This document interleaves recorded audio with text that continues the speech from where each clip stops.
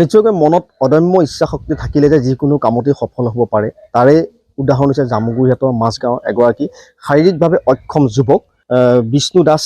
আচলতে এই যুৱকগৰাকী 2002 চনতে এক দুৰ্ঘটনাত পতিত হৈ তেখেতৰ যিখন বাওঁ ভৰি সেই বাওঁ ভৰিখন সম্পূৰ্ণৰূপে অচল হৈ পৰিছিলে। আমি পোনে পোনে বিষ্ণু দাসৰ কাষলৈ যাব বিচাৰিছোঁ, তেওঁৰ পৰা মনৰ ভাৱ জানিবলৈ আমি চেষ্টা কৰিম। প্ৰথমেই নিউজ লাইভৰ তৰফৰ পৰা আপোনালৈ স্বাগতম জনাইছোঁ। কেনেকৈ হৈছিল আছিলে আপোনাৰ দুৰ্ঘটনাটো?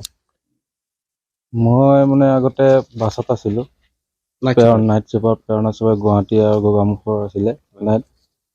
তাত মানে হেণ্ডিমেন হিচাপে আছিলোঁ। হেণ্ডিমেন হিচাপে মোৰ তেতিয়া এক্সিডেণ্ট এটা হ'ল 2002 চনত। মোৰ মানে ভৰিখন বেয়া হ'ল। কি মানে আপোনাৰ ভৰি ওপৰে চকা উঠি গৈছে? চকা উঠি গৈছিলে ৰাতি সন্ধিয়া 6-7 বজাত। চিকিৎসাধীন অৱস্থাত আছিল। তাতে চিকিৎসা কৰিলোঁ, দেউতা মাহঁতে অলপ সহায় কৰিলে, ওচৰ চুবুৰীয়া মিলিও সহায় কৰিলে। তেনেকৈ এতিয়া অকণমান ভাল হ'ল। ভাল হোৱা অৱস্থাত এতিয়া মোৰতো এতিয়া কৰিবলৈ একো নাছিলে। এই ছাগলী বিজনেছটোকে কৰিম বুলি আগবাঢ়িলোঁ। আগবাঢ়ি পেলাই তাতে অকণমান এতিয়া চলিব পৰা সক্ষম হৈছোঁ। আপোনাৰ ছাগলী মাংসৰ দোকানো আছে? দোকান আছে, হয়। আপোনাৰ মাংসৰ যথেষ্ট চাহিদা আছে, বহুত কাষ্টমাৰ আপোনাৰ আছে, হয়। ক'ৰ পৰা আহে? বহুত দূৰৰ পৰা আহে, তেজপুৰৰ পৰা আহে, এইফালে ৰঙাচুকৰ পৰাও আহে, চাৰিআলিৰ পৰাও আহে, জামুগুৰি লোকেল জামুগুৰিৰ পৰাও আহে। তেনেকৈ সকলো বিভিন্ন জেগাৰ পৰা ঠাইৰ পৰা আহি চলাই আছে আৰু ৰাইজে।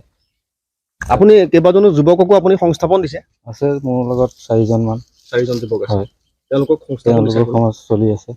আপুনি ছাগলীবিলাক ক'ৰ পৰা আপুনি ক্ৰয় কৰে? মই এইটো আপোনাৰ গাঁৱৰ পৰা, আপোনাৰ এইফালে আছে চৰমালিনী আছে, বিভিন্ন গাঁৱৰ পৰা গোসাঁই চাপৰি আছে, বিভিন্ন গাঁৱৰ এইফালে আছে আৰু ধৰক আপোনাৰ গমিপাল আছে।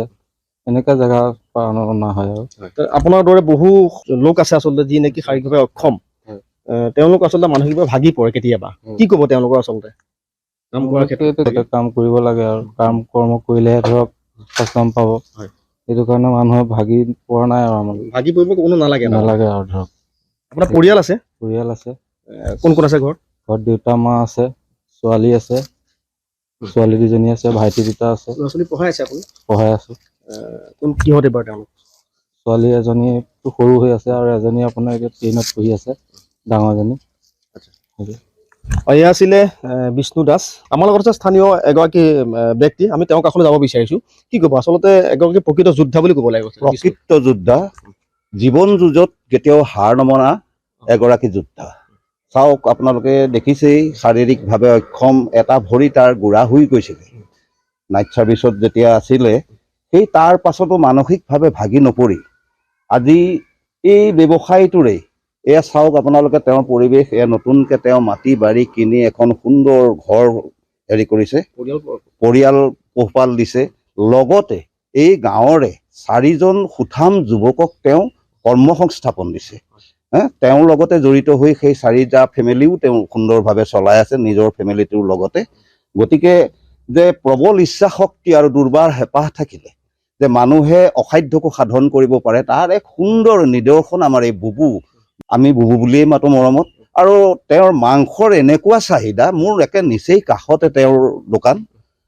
কোনোবা দিনা বীৰ দি বাট নোপোৱা অৱস্থা, কিবা উৎসৱ পাৰ্বণত গাড়ী ঘোঁৰাৰ ভিৰ দেখিলে আপোনালোক আচৰিত মানিব। আৰু মাংসও তেওঁ খুব সুন্দৰ মাংস দিয়ে।